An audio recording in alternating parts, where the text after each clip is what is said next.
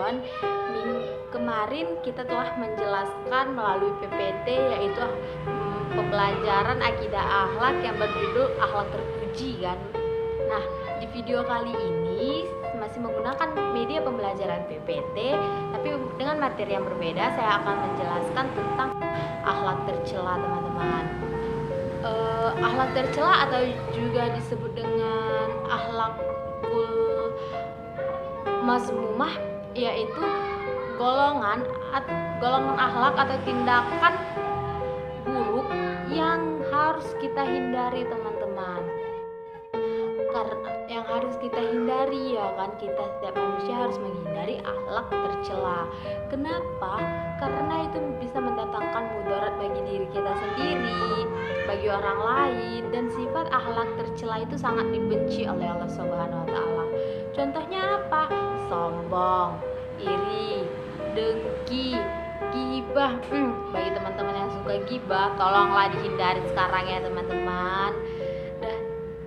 Takabur, munafik, jangan munafik, berbohong. Nah, itu nggak boleh, teman-teman. Nah, pada slide yang di atas ini ada 2 orang anak laki-laki yang sedang berbicara pada saat sholat berjamaah. Itu tidak boleh karena itu akan memudaratkan bagi orang lain dan juga bagi diri kita sendiri.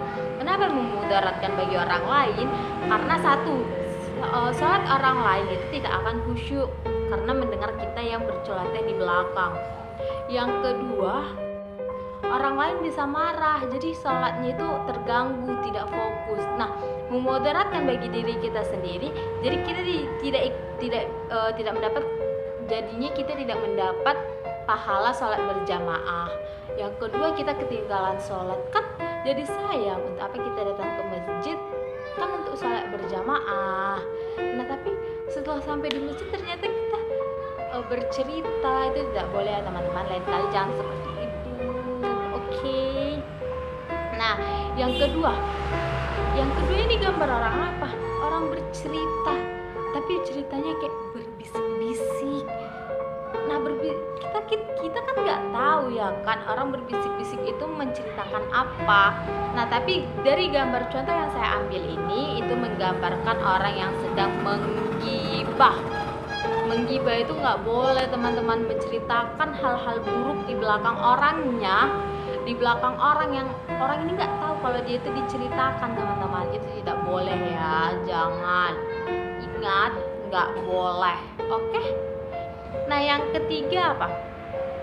Nih, ini ya, kita sering nih, padahal ya teman kita ini ngelihat kita, nyontek sama kita, minta jawaban dari kita, tapi dia nilainya lebih tinggi, jadi itu bisa bikin kita iri, terus kita dendam sama dia.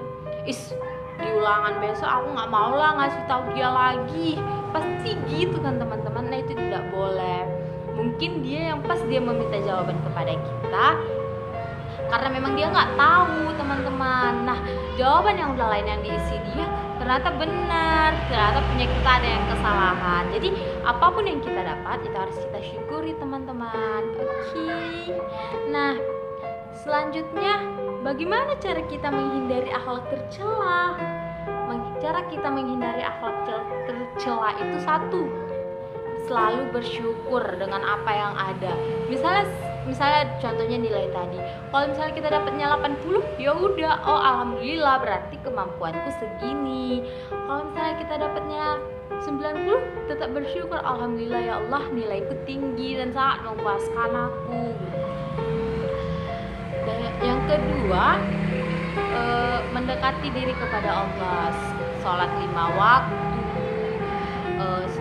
waktu tepat, baru khusyuk dalam melakukan sholat, sering-sering berdoa kepada Allah, meminta kepada Allah. Karena apa? Karena hanya Allah lah tempat kita meminta. Benar tidak, teman-teman? Nah, yang ketiga, mengisi waktu luang kita dengan kegiatan positif. Misalnya kegiatan positif seperti apa? Pulang sekolah nampak rumah belum disapu, kita sapu.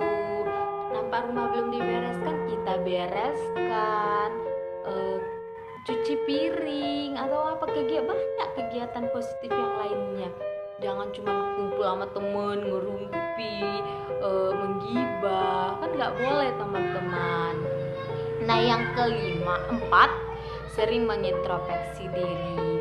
Sering kita misalkan kita udah selesai nih semua kerjaan, jadi kita tinggal duduk, ya kita introspeksi diri bagaimana.